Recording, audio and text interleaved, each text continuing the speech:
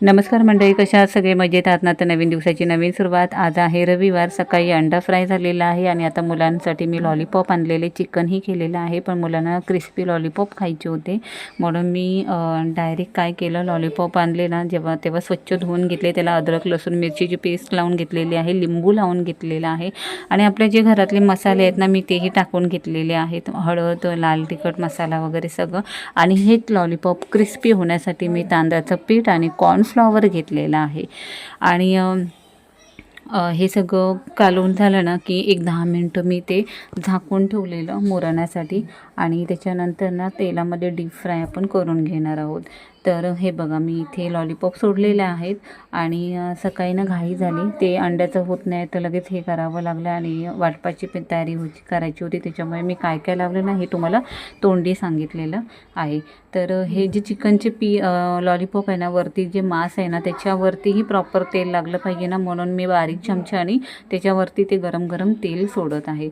आणि कॉर्नफ्लॉवर तांदळाचं पीठ लावल्यामुळे ते आता क्रिस्पी होणार आहे. तर आता मला चिकनही बनवायचं आहे, पण मी म्हटलं आधी ना मुलांना हे खायला देते. आधी त्यांनी अंडी खाल्ली, त्याची ही रेसिपी मी टाकते.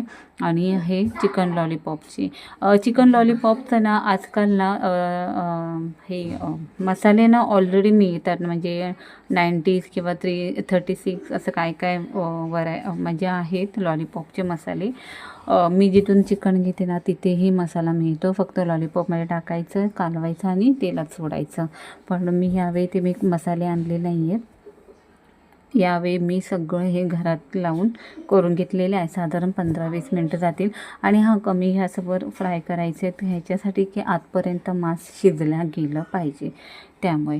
तर हे बघा, मस्त असे एकदम यम्मी क्रिस्पी झालेले आहे. ह्याच्याबरोबर फक्त पुदिना कोथिंबीरची मी चटणी केलेली आहे मीठ टाकून. तुम्हाला हवे असेल तर शेजवान चटणीबरोबरही खाऊ शकता. आणि ही व्हिडिओ ना आता मी इथेच थांबवतो. व्हिडिओ आवडली असेल तर व्हिडिओला लाईक करा, शेअर करा, सबस्क्राईब करा आणि बेल आयकॉनवर क्लिक करा, जेणेकरून येणारी व्हिडिओची अपडेट सगळ्यात आधी तुम्हाला मिळतील. तर चला, बाय, टेक केअर, काळजी घ्या सगळ्यांनी.